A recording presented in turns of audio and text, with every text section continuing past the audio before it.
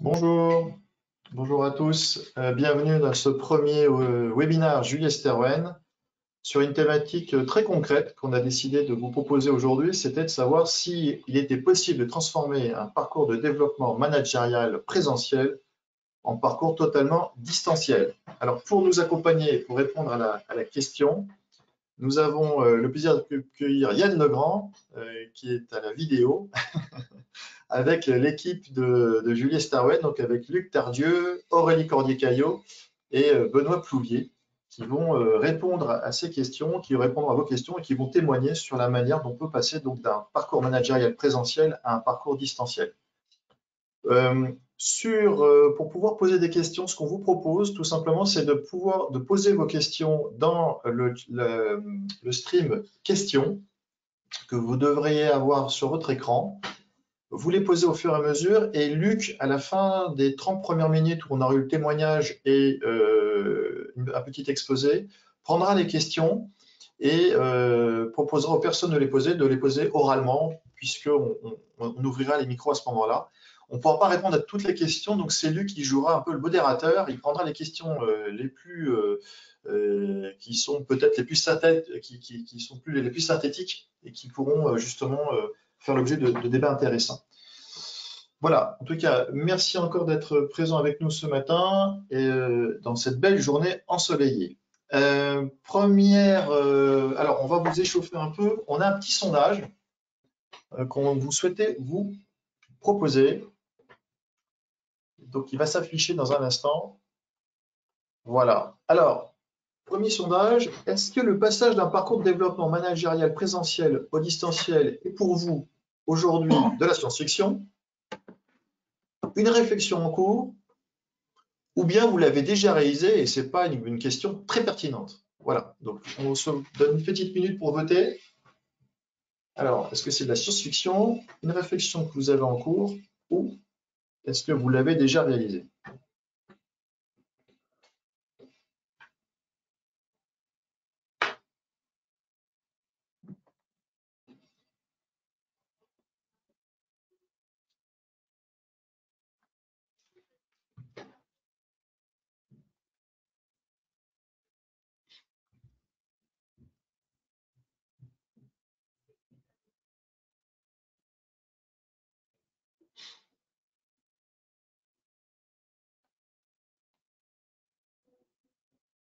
Alors, ce que je vous propose, c'est de vous donner les résultats. Voilà, donc 80%, vous êtes sur une réflexion en cours et 30%, vous l'avez déjà réalisé. C'est intéressant en tous les cas. Et 80 réflexions en cours et 20% déjà réalisées. Parfait. Je vous propose de commencer avec Aurélie. Aurélie qui est donc directrice chez Julie Esterwen et qui pilote et qui conçoit des grands programmes de transformation, de développement managérial. Et donc, j'avais une première question pour Aurélie. Aurélie, quand on se lance dans ce challenge qui est finalement de passer d'un programme présentiel à un programme distanciel, quels sont les véritables enjeux? Alors, effectivement, quand on veut passer d'un parcours présentiel à un parcours distanciel, il y a un premier enjeu auquel on a été confronté, c'est de se dire il ne s'agit pas de transformer ce parcours en plusieurs classes virtuelles ou plusieurs webinars.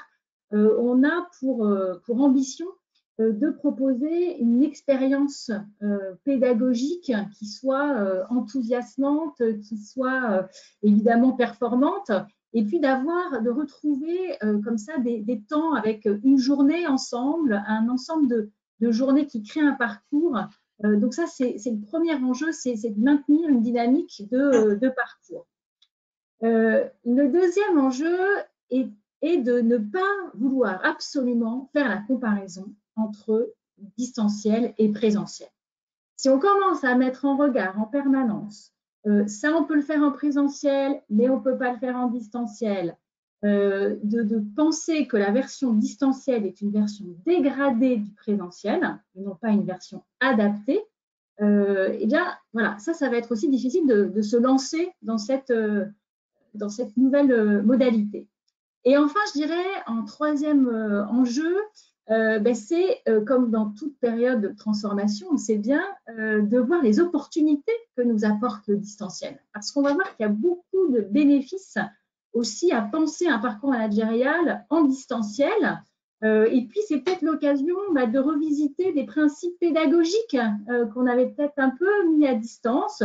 Et pourquoi pas le moment d'utiliser les enseignements des neurosciences, mais pour de vrai, dans nos parcours. Donc voilà, je dirais que ces trois enjeux se sont présentés à nous.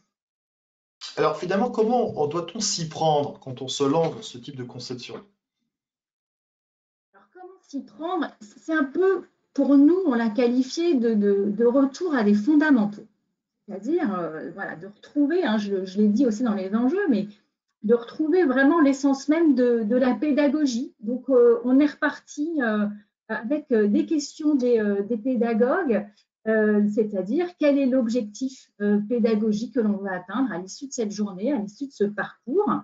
Et déjà de se poser cette question-là nous a permis de faire comme une sorte de détox des programmes, parce que collectivement, on sait bien qu'on était peut-être arrivé à un moment où ces journées, elles étaient bien denses, voire parfois très denses, et de revenir à l'essentiel, de se dire finalement qu'est-ce que je veux atteindre comme objectif pédagogique, était assez intéressant comme première question. Bien sûr qu'après, dans ces fondamentaux, il y a évidemment le fait de respecter absolument les biorhythmes, chose que l'on fait bien sûr d'habitude. Là, voilà, on s'est posé vraiment des questions sur le temps maximum d'attention possible en distanciel. Je pense que vous êtes nombreux à enchaîner les réunions à distance, et vous voyez aussi que cela génère peut-être chez vous une forme de fatigue. Donc, c'est très important évidemment de prendre en considération cet aspect-là.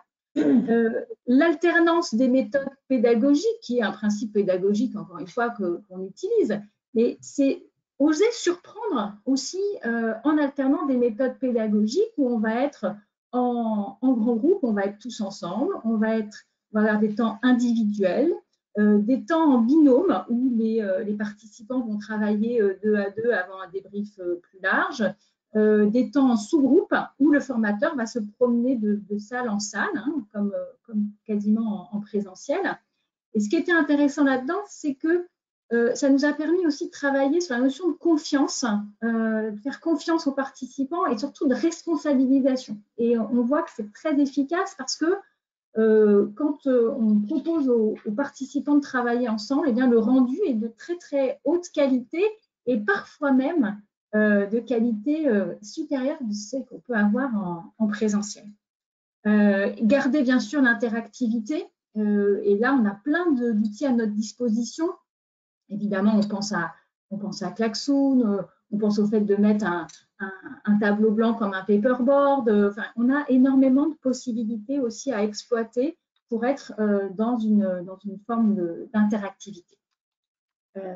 Et enfin, un dernier point sur les éléments importants, c'est aussi oser inventer des icebreakers typiquement adaptés aussi au distanciel, des pauses café informelles pour retrouver une forme un relationnel, une intimité aussi avec les participants. Voilà les quelques fondamentaux qui nous ont aussi guidés. D'accord. Et finalement, la question qu'on peut se poser, c'est est-ce que c'est un véritable Big Bang quand on se lance dans ce type de refonte totale d'un parcours, ou finalement pas tellement? Alors, je ne qualifierais pas ça quand même de Big Bang parce qu'on n'a pas tout cassé, tout fait exploser pour créer quelque chose de nouveau.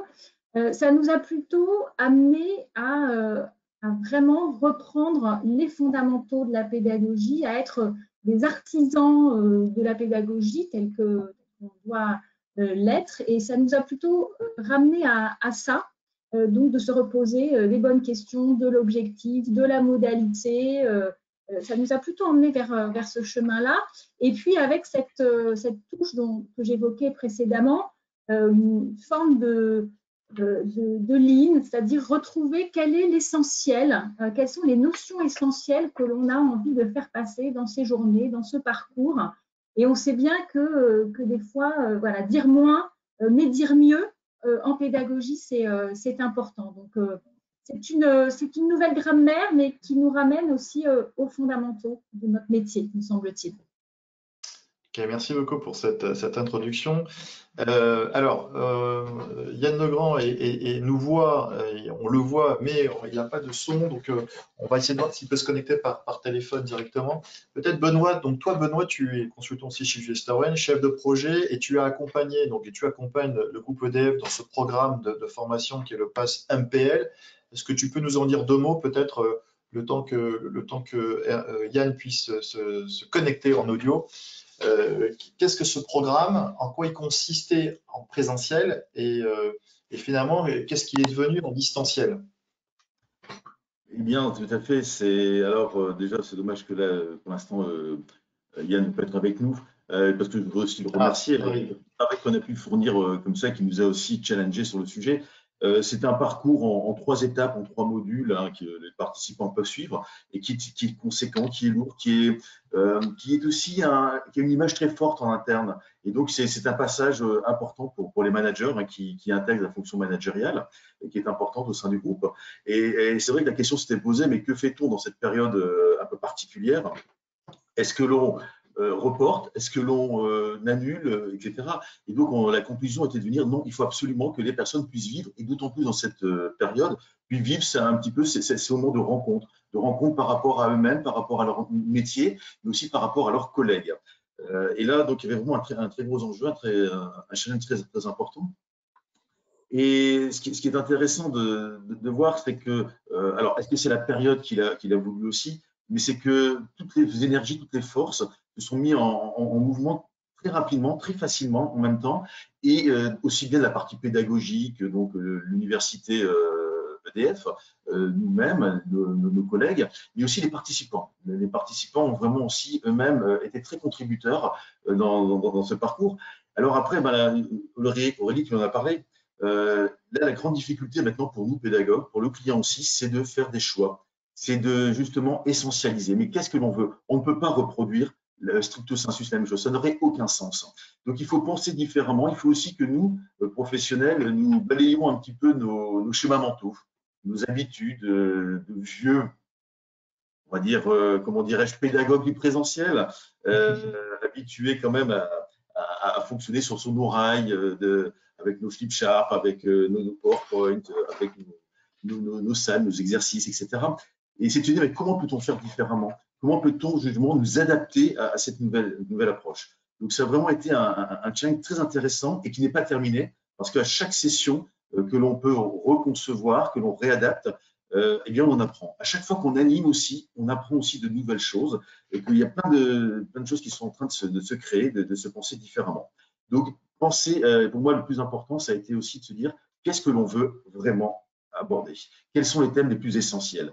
Et dans ces thèmes essentiels, tu parlais de détox, moi je parlerai un peu de cure d'amaigrissement, c'est justement revenir de ce thème-là, sur cette idée-là, qu'est-ce que l'on veut absolument que les participants intègrent, captent, comprennent, se réapproprient et mettent en œuvre.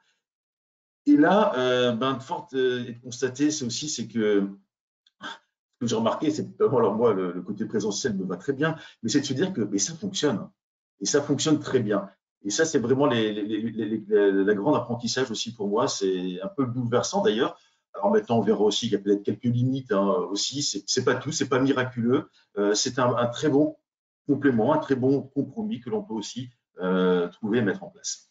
Le parcours, et tu peux juste nous décrire le parcours tel qu'il était conçu en présentiel, c'est combien de jours en présentiel et combien et en distanciel, il devient quoi finalement?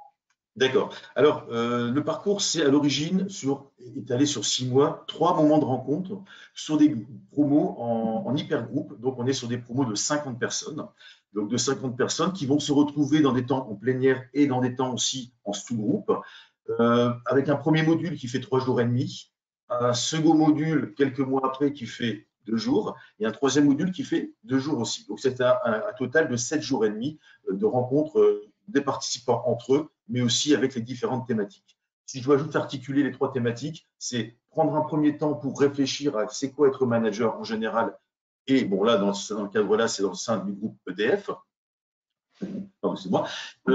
Après, c'est aussi faire un petit point, c'est quels sont peut-être aussi quelques points de repère sur ma manière, moi aussi, de manager, pourquoi, comment. Donc, un peu de développement personnel, un peu de connaissance de soi. Et après, on fait un zoom dans ce premier module sur quels sont les fondamentaux ou quelques idées, quelques thématiques sur le management individuel. On passe après sur le deuxième module, où là, qui est très spécifique et très technique, qui est un module sur le monde de l'énergie en général et l'énergie électrique en particulier. Et après aussi, le besoin et le nécessaire équilibre financier et économique de nos activités. Donc là, on est vraiment sur de la technique stratégique et sur du fond aussi économique, qui est d'ailleurs co-animé avec un expert du domaine. Et le troisième module est un module sur plutôt la partie collective du management et aussi une réflexion et une mise en perspective sur manager dans un contexte de changement et de transformation que toutes les entreprises connaissent et que le groupe EDF connaît particulièrement. Donc voilà un petit peu les thématiques. Donc on est sur du management individuel, un peu de soi, sur du management collectif, mais on peut être aussi sur des aspects techniques et très pointus. Ah, j'entends connecté. Je crois que c'est Yann Lecran qui nous rejoint. Si oui, bonjour, excusez-moi, c'est un peu une galère là. Je ne sais pas ce qui se passe ce matin, mais c'est comme ça. C'est les gremlins, Yann. C'est ça. Yann, Benoît nous a un peu exposé un peu les grandes lignes du programme tel qu'il était en présentiel et comment effectivement il était en train de se transformer en distanciel. Peut-être, j'avais une question à te poser qui était finalement, qu'est-ce qui t'a poussé, toi, en tant que directeur de ce programme-là, justement, à se dire, tiens, il est en présentiel, pourquoi pas le passer en distanciel, compte tenu que c'est un gros programme, hein, c'est vraiment une démonstration de 5 jours de présentiel, plus c'est un programme blended par excellence. Qu'est-ce qui t'a motivé à passer, à tenter le coup, comme on dit? C'est assez simple, en fait. On a en gros 600 stagiaires qui vont en formation manager première ligne, manager deuxième ligne. Et très clairement, en moyenne, c'est un module présentiel par semaine. Donc, on fait un calcul rapide. Si on décale de 2 mois, ça veut dire au moins 8 modules. En fait, c'était plus que ça, c'était près de 12 modules. On devait redistribuer sur le reste de l'année. Et très vite, c'était des problèmes logistiques. On ne pouvait pas, de toute façon, reprogrammer déjà autant de modules juste sur 2 mois. On ne pouvait pas les programmer sur notre campus puisque toutes nos formations sont sur le campus de Saclay. Donc, c'est vraiment un problème de volumétrie. Donc, et comme c'est une volumétrie qui tous les ans est la même, ça allait devenir très compliqué à gérer sur des plans logistiques et problèmes de volumétrie. D'accord. Justement, sur la logistique, la question que peuvent se poser aussi nos participants, c'est de se dire, est-ce que la technologie suit? Et EDF, vous avez, comme tous les grands groupes, des contraintes, j'imagine, informatiques et autres.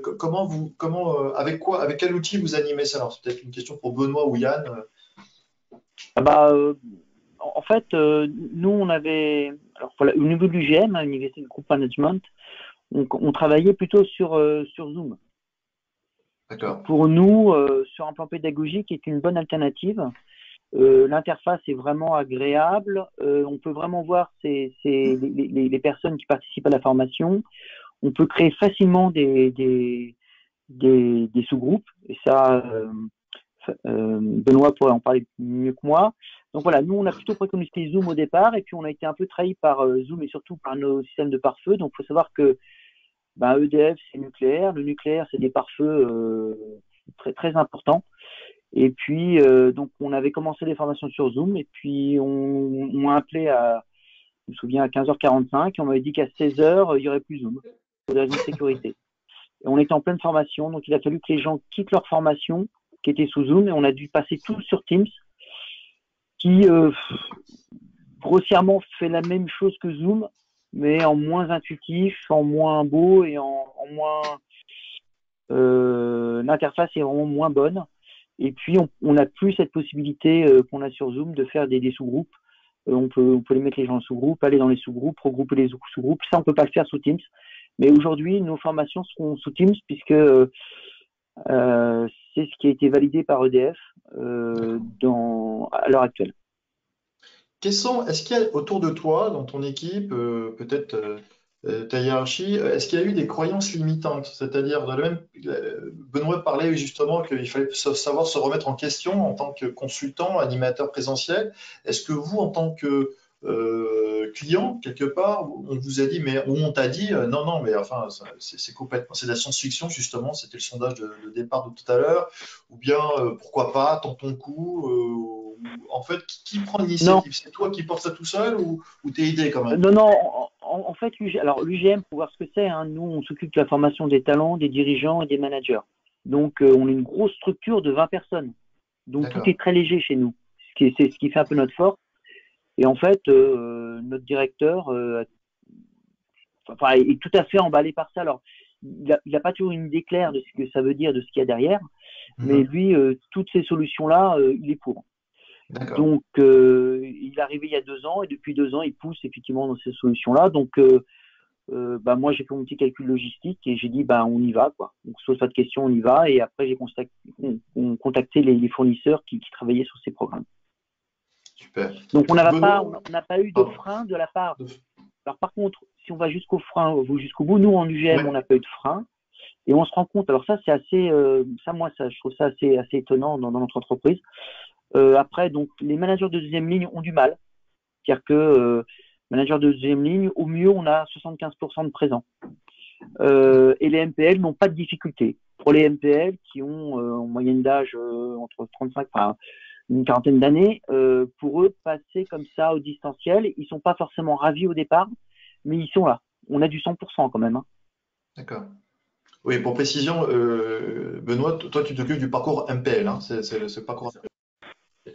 Manager de première ligne. Manager de première ligne. Est-ce que toi, Benoît, sur les croyances limitantes, justement, tu parlais un peu tout à l'heure de fait de se remettre en question, est-ce que tu en as eu d'autres, justement, des croyances limitantes? Quand vous êtes baigné dans le monde de la pédagogie, de la formation depuis plus de 25 ans, habitué au présentiel, habitué, je vous disais, aux marqueurs, au paperboard, à faire bouger les gens, à les faire se rencontrer, il est clair. Avec aussi, il faut être très clair aussi, une appétence et un goût pas très prononcé pour ces outils-là au départ, il faut être très clair.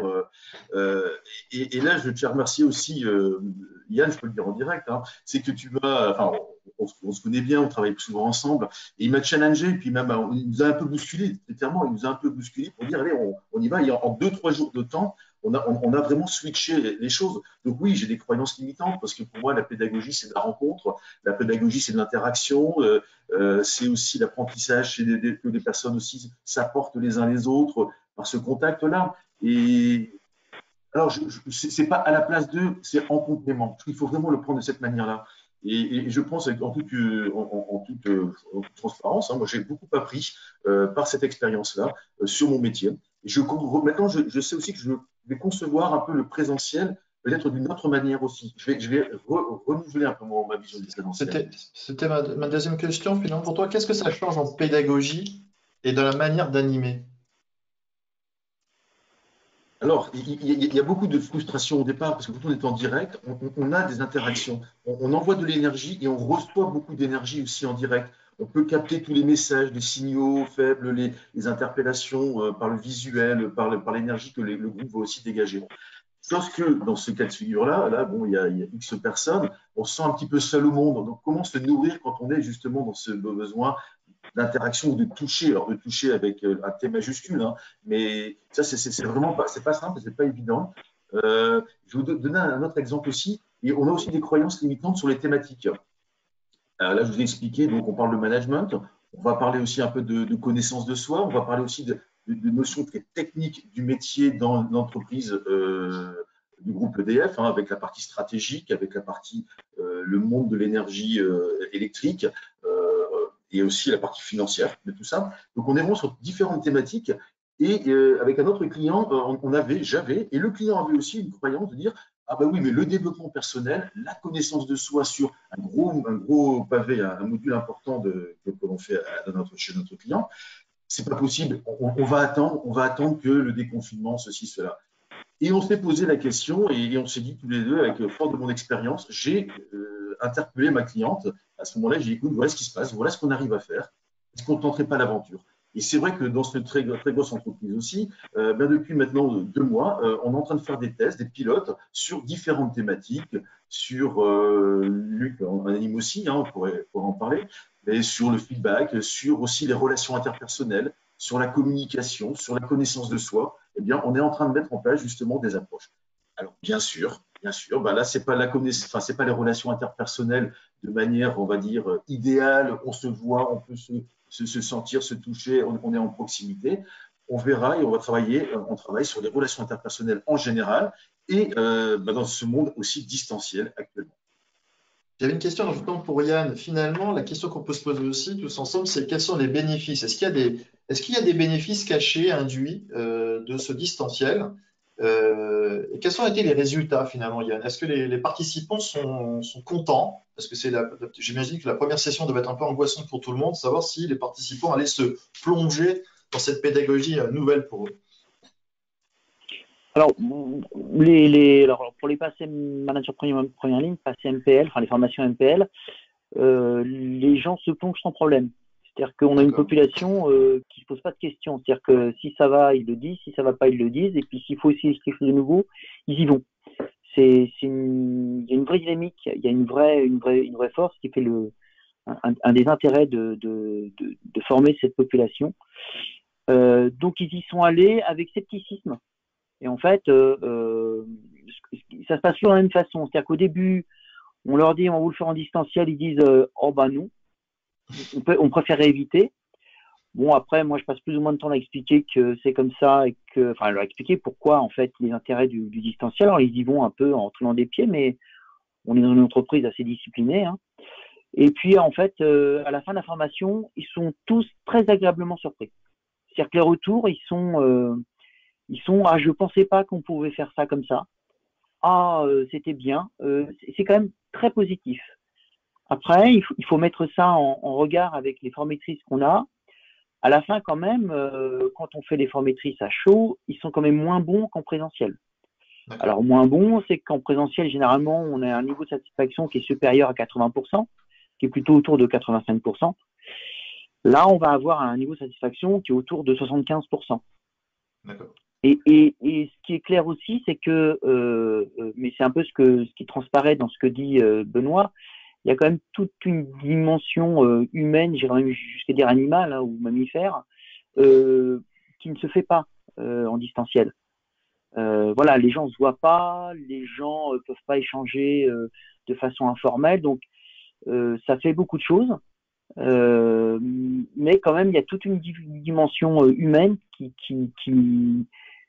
qu'on n'arrive pas à obtenir en fait avec le distanciel. D'accord. Et justement, dans vos expériences, et là la question se pose pour Benoît, tu me parlais d'autonomie, de responsabilisation. Tu disais qu'il y avait un effet induit sur ce sujet-là. Tu peux expliciter un peu? Oui, Aurélie en a un peu parlé tout à l'heure. J'ai été vraiment stupéfait. Stupéfait parce qu'on va alterner des moments en plénière, des moments aussi en sous-groupe avec différents intervenants, animateurs, consultants. Et on leur donne aussi des temps aussi de travail individuel, personnel, en off, mais aussi des temps où ils vont se retrouver à 2, à 3 ou à 4. Alors quand les outils le permettent, ils se retrouvent dans des salles, hein, justement séparées comme ça. Et nous, ça nous permet aussi d'aller voir un peu comment ça se passe. On vous donne un petit coup de main pour voir. Et un peu comme il préparait un exercice, par exemple, en sous-groupe dans une salle. Hein, c'est exactement le même cheminement. Sauf que j'ai été, moi, en se mettant un petit peu présent, en écoutant, bien sûr, en marquant ma présence, mais après j'écoutais. Et j'ai trouvé un niveau d'engagement, un niveau de professionnalisme dans les préparations, dans les interactions, dans tout l'accompagnement mutuel qu'il pouvait s'y faire, voire même supérieur par moment, et même pour beaucoup, à ce qu'on peut trouver quand on est en présentiel. J'ai le sentiment que lorsqu'ils sont en présentiel, il y a un petit côté classe où on doit faire un peu le maître d'école, le garde-chourme par moment, allez, vous avez autant de temps. Alors que là, il y a un contrat qui est pris, on est vraiment sur la responsabilité. Vous avez 3/4 d'heure pour vous retrouver à 3 dans cette salle-là, vous faites vos exercices de feedback, d'autres choses, et derrière, on se retrouve pour faire un débrief. Eh bien, ils sont complètement là, en 3/4 de temps, tout est fait, avec vraiment beaucoup d'approfondissement, beaucoup de performances, etc. Et j'ai l'impression que justement le fait de les rendre responsables par nécessité, enfin on les rend seuls responsables, eh bien, ils jouent carrément le jeu et ça les valorise aussi beaucoup plus. Et tu parlais aussi je crois que c'est Aurélie qui a parlé d'intimité, une autre forme d'intimité. Je trouvais c'était joli, je trouvais. Oui, c'est vrai que comme on rentre chez les gens, hein, là on est chez les uns, chez les autres, et je devance un peu peut-être ta question d'après, Julien, mais j'ai vécu des moments d'émotion et d'intimité qui n'auraient pas été possibles en présentiel. Et j'ai animé une formation la semaine dernière, et donc je demandais en icebreaker, montrer un objet qui caractérise la présentation de chacun. Et je vois un participant qui se penche, hein, je vous refais la scène, donc, il se penche pour prendre quelque chose par terre apparemment, et il nous présente son bébé de 2 mois. Alors, en disant, ça me caractérise beaucoup parce que là, vous voyez, en ce moment, c'est un peu mon occupation. Et c'est des moments, et comme ça, on en a eu plusieurs, effectivement, où on est dans l'intime et quelque chose d'assez sensible, émouvant. Et ça vient aussi interroger nos croyances limitantes sur ce que disait Benoît, les sujets de développement personnel, de soft skills, etc. C'est pas possible à distance. Moi, je ne peux plus me dire ça aujourd'hui. L'expérience m'a prouvé que c'était le contraire. Yann, finalement, c'est quoi les prochaines étapes pour toi, finalement, après cette expérience plutôt réussie, hein, de ce que je comprends? Est-ce que chez EDF, ça vous donne des ailes sur d'autres sujets? Alors, il faut savoir qu'on en a profité pour mener d'autres expériences. Par exemple, on a enfin pu développer le codev en distanciel. Ce qui caractérise nos entités, c'est qu'on a des gens sur toute la France, dans des directions différentes, des entités différentes. Et nous, ce qu'on voudrait et ce qu'on cherche depuis un moment, c'est pousser du codev régional. Mais souvent, ça signifie du déplacement. Et ben là, en l'occurrence, on annonçait du codev numérique, ça marche du feu de Dieu. C'est-à-dire que les gens, ils peuvent faire ça de chez eux ou de leur lieu de travail. Ils n'ont pas à se déplacer. Ils peuvent pour autant être bien absorbés par ce qu'ils font. Donc, on essaye plusieurs formules comme ça. Et pour l'instant, les résultats sont bons. On a la chocolaterie chez nous qui propose des formations innovantes. Et ben, on a tout basculé en distanciel et ça marche très bien. Donc, moi, ce que je retiens, c'est que ça marche. Ça va nous pousser à aller un peu plus loin et surtout ça chez nos chefs qui ont une vision du e-learning. Alors eux, le distanciel, c'est ce qui permet de faire baisser les coûts, alors ce qui est une erreur, hein, mais ils ont souvent cette erreur, cette approche budgétaire. On va rajouter du distanciel, on va rajouter du e-learning et ça va coûter moins cher. Et là, ils sont en train de comprendre que ça va pas forcément coûter moins cher tout de suite, mais ça peut permettre, par exemple, de faire du distanciel en synchrone, parce que c'est ça la grosse différence. Ça fait longtemps qu'on fait du distanciel en asynchrone, mais là, en synchrone, on se rend compte qu'on peut faire vraiment beaucoup plus de choses. On avait déjà été convaincus. Je pense qu'on va aller un peu loin sur le fait de peut-être déporter une partie de notre présentiel du site de Saclay vers des parties entières de présentiel fait en distanciel, basculer en distanciel. Allez, une petite dernière question pour Aurélie, Luc et Benoît avant de passer aux questions dans la salle. Finalement, votre meilleur souvenir de cette formation présentielle, cette version distancielle, pardon. Une image. Alors, je vais évoquer, moi, voilà. Je garde le bébé. Tu gardes le bébé, d'accord. Benoît? Oui, moi j'ai beaucoup d'images.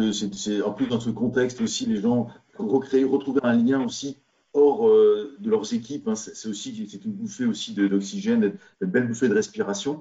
Moi, plusieurs anecdotes. Une personne qui était venue le premier jour, qui avait voulu qui s'était mis en costard-cravate pour le premier jour, pour retrouver un petit peu des marques qu'elle avait précédemment. Et puis le deuxième jour, elle était revenue en t-shirt, donc c'était vraiment une belle anecdote. Une autre personne qui a voulu nous montrer aussi qu'il faisait beau sur les bords de Loire, donc il avait pris son ordinateur portable, il nous a montré un petit peu je ne sais plus quelle rivière passait derrière chez lui, etc. Bon, il y a plein de choses comme ça où cette notion d'intimité dont parlait Aurélie permet justement d'humaniser. C'est paradoxal, mais j'ai trouvé qu'il y avait beaucoup d'humanité dans les interactions dans le groupe. D'accord. Luc, peut-être, avant de te passer la main sur les questions, toi, je sais que toi aussi, tu en animes beaucoup. Un souvenir? Ce que je trouve intéressant, enfin moi le souvenir que je garde, c'est assez peu de temps après le démarrage du confinement, on a animé une session autour de la gestion de crise pour des top managers, et je trouvais que finalement effectivement le fait qu'on soit chez nous ajoutait quelque chose d'un peu particulier à cette session-là, et que la charge émotionnelle finalement qui passait à travers l'écran était finalement assez forte. On sentait qu'il y avait un vécu assez lourd finalement autour de tout ça, de l'inquiétude, parfois de la minimisation de ce qui était en train de se passer, mais qu'il était en train de se passer quelque chose de vraiment fort, comme on l'aurait eu dans une salle, dans une animation de comité de direction ou dans l'accompagnement d'une équipe. Alors, ce que je vous propose, je vous propose de repasser le petit sondage qu'on a fait tout à l'heure, parce que vous étiez 80% à vous dire que vous étiez en réflexion et 25% vous l'avez déjà réalisé, enfin 80 et 20. Je vous propose de repasser le sondage pour voir si déjà après ce premier échange et ce testimonial, les tendances vont évoluer. Donc là, la question c'est le passage d'un parcours de développement managérial présentiel et distanciel et maintenant. Alors, plus que jamais, ça reste toujours de la science-fiction pour vous. C'est finalement une réflexion courte qui peut se concrétiser finalement, ou c'est une envie d'accélérer pour ceux qui l'ont déjà fait. Voilà, je vous propose de prendre une petite minute pour voter.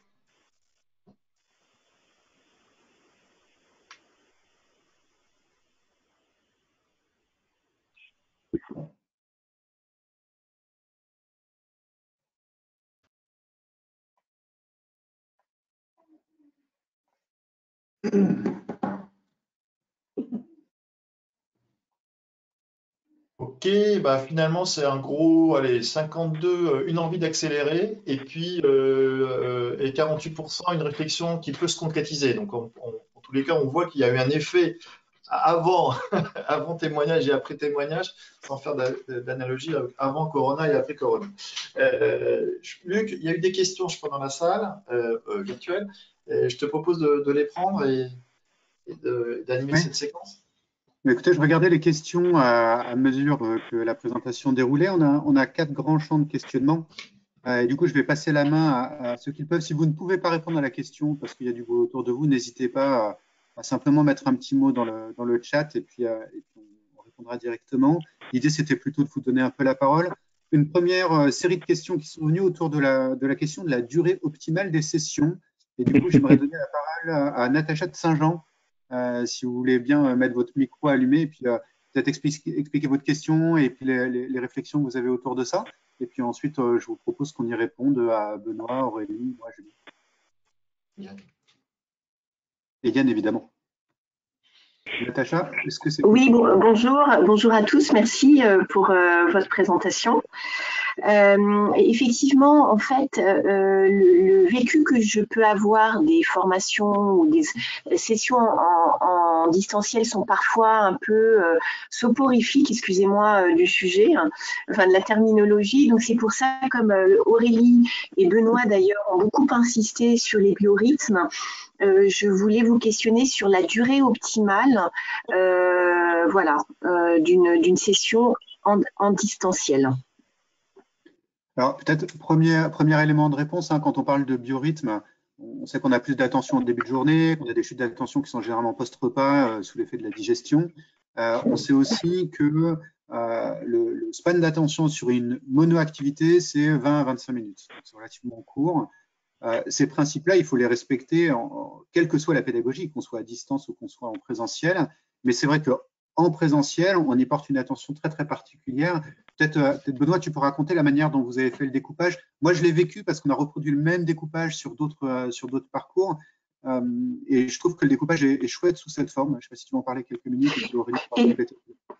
Excusez-moi, Luc, j'en profite aussi pour ajouter un deuxième élément de complexité quand on est sur des personnes à l'international et que pour, par exemple, des raisons d'effectifs minimaux, on ne peut pas forcément se dire, bon, bah, tous les Occidentaux, on les passe à telle heure. Vous voyez ce que je veux dire? Donc, qu'on doit gérer aussi des créneaux horaires différents. Est-ce que c'est gérable ou pas, d'ailleurs? Oui, c'est un bon point. Ça, je pourrais répondre après parce que c'était le cas de la session que j'ai animée il y a 3 semaines. Benoît, tu veux y aller sur les…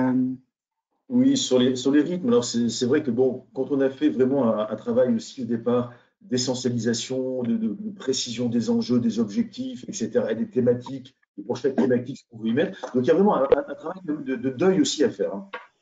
Après, ce qu'il faut, c'est aussi alterner sur des séquences en plénière, alterner aussi avec des moments en sous-groupe, mais aussi laisser des espaces de liberté de travail en toute autonomie chez les participants. Donc, il y a aussi ces ruptures pédagogiques. Aurélie nous en parlait aussi, c'est qu'on peut aussi mixer avec des outils et des outils interactifs comme le Klaxoon, par exemple, qui permet de rendre aussi un rôle, de donner un rôle aux participants, les faire aussi interagir directement par la voix, hein, entre eux. Et après, ce qu'il faut, c'est, pour moi, ce qu'on a pu, et avec l'expérience aussi qu'on a croisée avec celle de Yann et de ses autres nos confrères, c'est partir avec des séquences de 45 minutes maximum, 45 minutes, 1 heure, avec des temps de pause d'un quart d'heure, par exemple, et on se déconnecte, et on repart sur un autre sujet derrière. Donc, et ce qui est intéressant, enfin, ce qu'il faut voir aussi, c'est qu'on va partir sur, grosso modo, 3 séquences de 45 minutes le matin, et 2 séquences de 45 minutes l'après-midi avec un temps de déclusion derrière. Vous voyez un petit peu. Donc, il faut absolument se dire, il ne faut pas chercher à charger au maximum. Quand on a fait, et là je sors d'ailleurs d'une session hier et avant-hier, je peux vous dire que les participants et les animateurs aussi, parce qu'il faut aussi parler de leur biorhythme, hein, les animateurs, l'équipe était rincée hier. Donc encore hier soir, et je pense que là je vois sourire Luc et Aurélie, on se fait toujours la même réflexion maintenant quand on termine. Le soir, il ne faut pas nous en demander trop parce qu'on est vraiment aussi, parce que ça demande beaucoup d'attention, de concentration. Et avec ces ruptures de 45 minutes, c'est tout à fait maintenant acceptable. Et en insistant sur les ruptures de 45 minutes, elles sont aussi liées au fait qu'on a besoin de détendre les muscles du dos, on a besoin que le regard se porte au loin, au-delà des 50 cm de l'écran pour que ça repose les yeux. Donc ça, c'est des limites qui sont physiologiques. Et en même temps, on a besoin d'avoir un rythme dans la formation qui soit un rythme qui prenne l'ensemble des participants dans un univers qui n'est pas limité à la classe virtuelle parce que de 1h30, mais bien sur une journée complète avec une histoire qui se crée entre eux et une densité de communication importante. Je ne sais pas, Aurélie, si tu veux rajouter quelque chose avant que je passe à la question d'après. Je crois que l'essentiel est… Luc, pardon, il y avait la question sur l'international, pardon. Oui, alors sur la question sur l'international, dans la session qu'on a animée où on avait des gens qui avaient un peu de décalage horaire, vous ne pouvez pas avoir des gros décalages horaires parce que les horaires de la journée font en particulier que l'horaire du matin peut être vraiment très très tôt le matin pour les gens. Et là, en fait, c'est juste pas efficace du point de vue de la formation.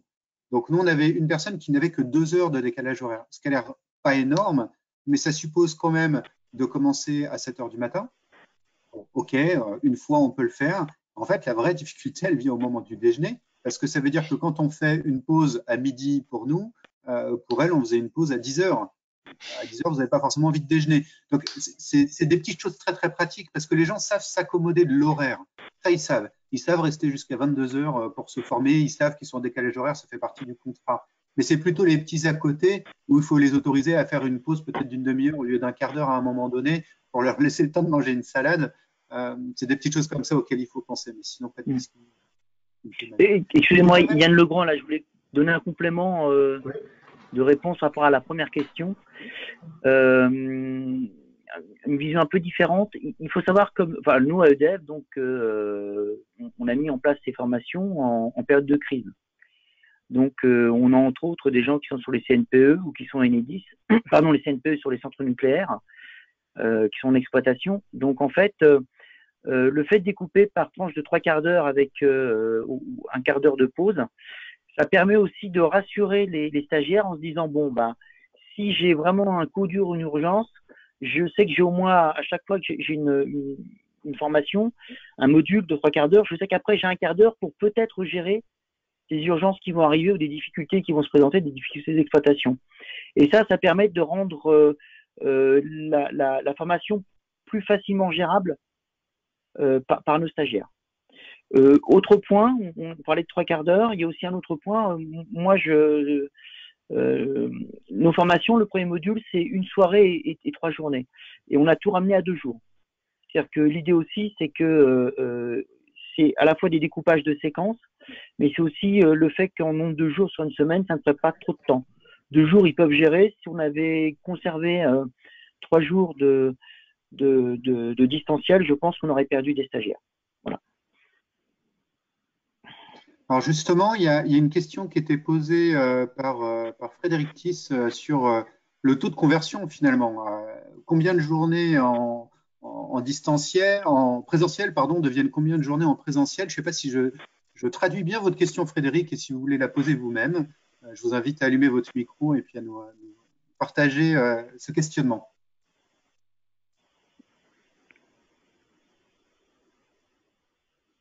Si Frédéric est encore avec nous. Alors, on va commencer la réponse du coup, le temps que Frédéric trouve son micro.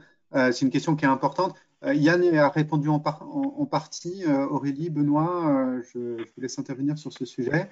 Est-ce qu'il y a un taux de conversion? Est-ce qu'on peut dire 3 jours de présentiel, ça vaut tant de jours de distanciel?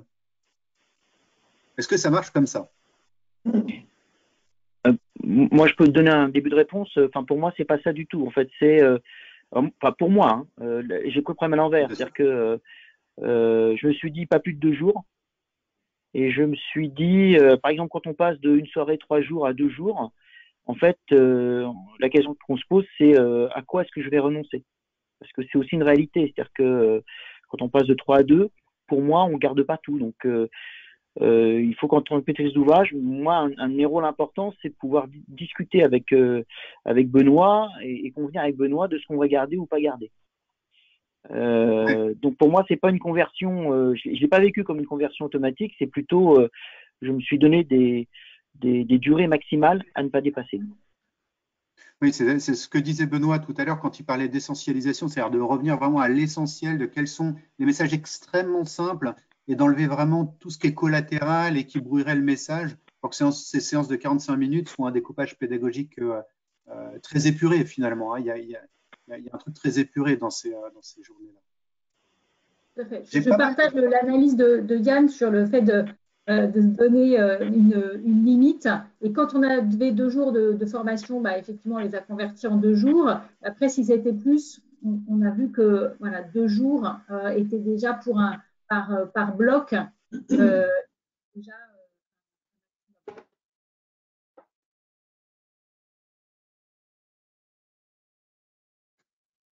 Alors, j'ai un petit souci de son pour Aurélie. Je ne sais pas si je suis le seul, je n'ai pas entendu la fin de ta réponse. Et si vous m'entendez bien? Oui, on entend bien. Ok, ça marche. J'ai eu pas mal de questions aussi sur l'outil de Codev utilisé. Alors, c'est plutôt des questions pour Yann. Est-ce que vous avez utilisé Zoom? Est-ce que vous avez utilisé Teams? Comment ça s'est passé sur la partie Codev? Et puis, on pourra compléter sur le type d'outil à utiliser si vous voulez. Alors, pardon. Sur la partie Codev, on était parti sur Zoom. Et donc, notre Codev a subi la même problématique que la formation.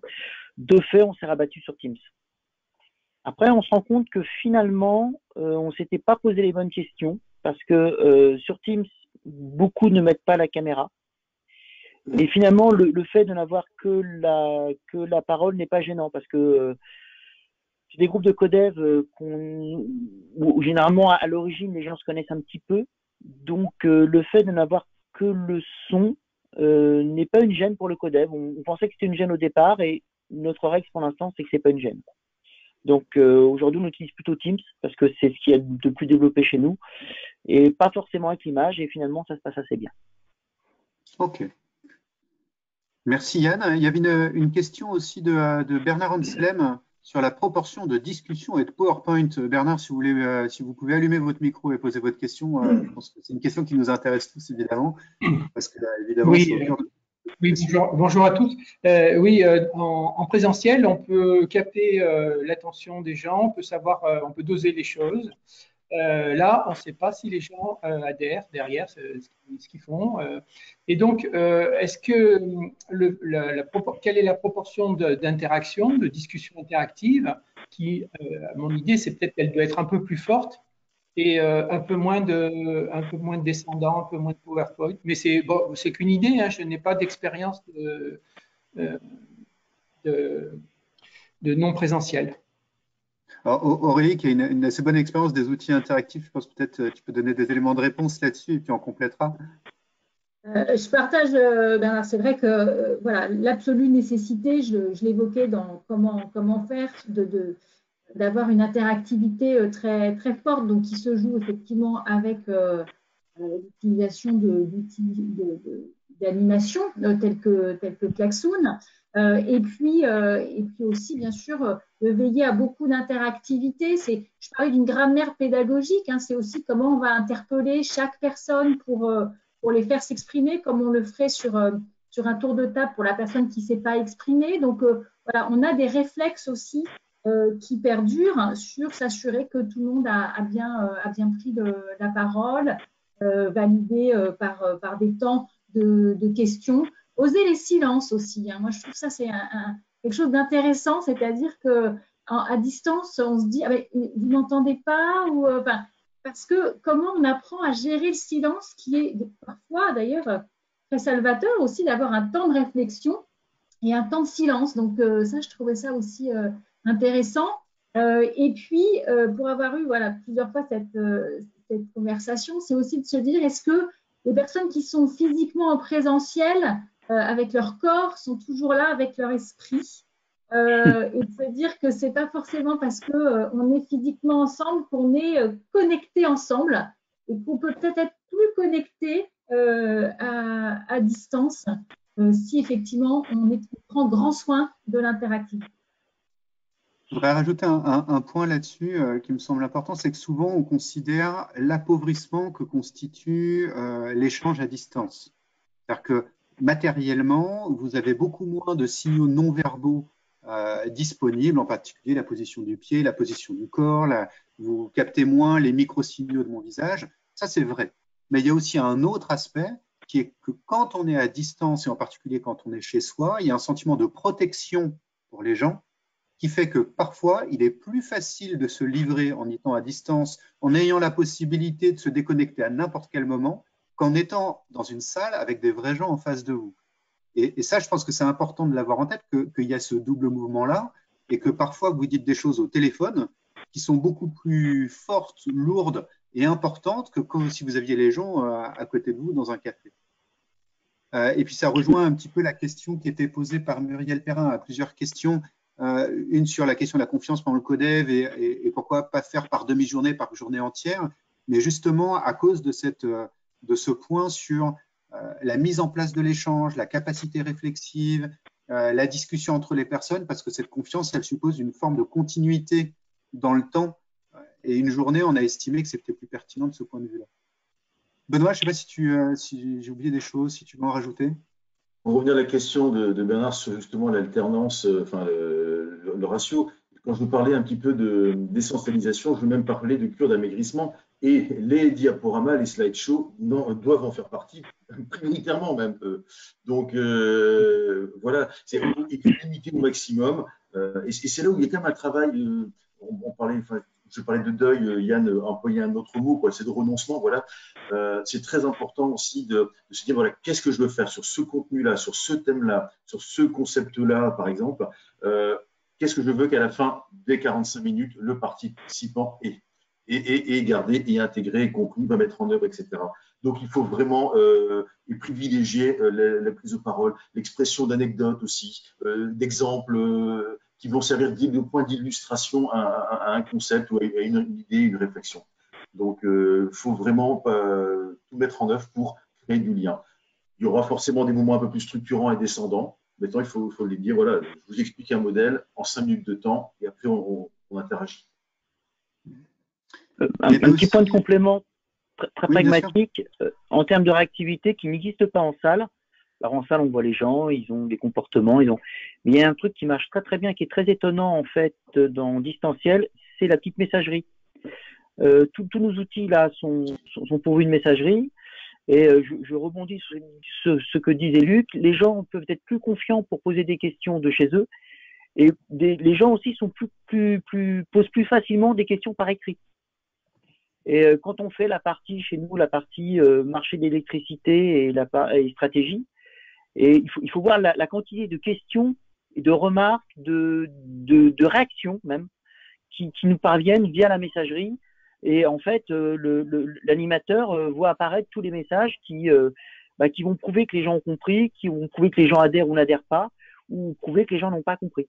Et donc ça, c'est quelque chose de très interactif qui n'a rien de comparable en physique. Très bien. Bah, écoutez, sur les questions, il y avait quelques questions techniques sur les plateformes Zoom, Teams, Global. Alors, on y a répondu en partie, et puis j'ajouterais que les gens qui ont posé des questions y auront répondu entre eux, puisque Marielle Chabidon a réexpliqué comment est-ce qu'on pouvait faire plusieurs réunions simultanées dans Teams et donc imiter Zoom. Donc voilà, pour l'essentiel des questions, je ne les ai pas toutes traitées, mais je pense qu'on a couvert à peu près l'essentiel de ce qui a été présenté là. Donc, Julien, je te repasse la main peut-être pour conclure. Oui, écoutez, en tout cas, merci à vous quatre. Merci Yann pour ton temps et d'avoir témoigné comme ça de manière très concrète, très opérationnelle. Je pense que c'est ce qu'attendaient nos auditeurs. Merci à Benoît et Aurélie, Benoît et Luc pour vos témoignages. On sent que vous habitez maintenant cette manière d'animer nouvelle du distanciel avec tout ce qui va avec émotionnellement, pédagogiquement et engagement. Je crois que c'est ce qui est important. Donc, je voulais vous le remercier. Merci aussi à toute l'équipe d'organisation, de Julie qui était aux manettes, Judith sur la communication. Donc, j'espère que ce format vous a plu. En tout cas, c'était pour nous très intéressant aussi. Hein. C'est tout ça aussi, on appréhende ce nouveau type de conférence, de petit déjeuner, on va dire. Voilà. Ça nous donne envie d'en faire d'autres, donc sur d'autres thématiques. Donc, on vous invitera et j'espère que vous serez tout aussi nombreux. Et en tous les cas, à très bientôt. Et merci à tous. À bientôt à tous. Merci. Merci. À bientôt. Au revoir. Au revoir.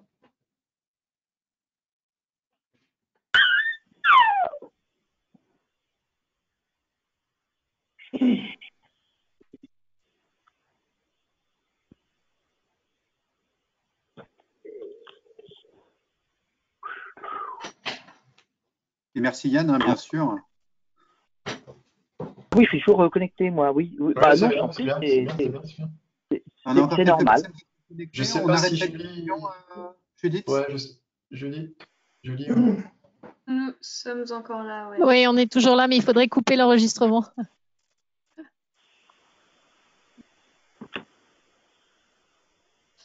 C'est bon pour toi, Julie? Pour recouper la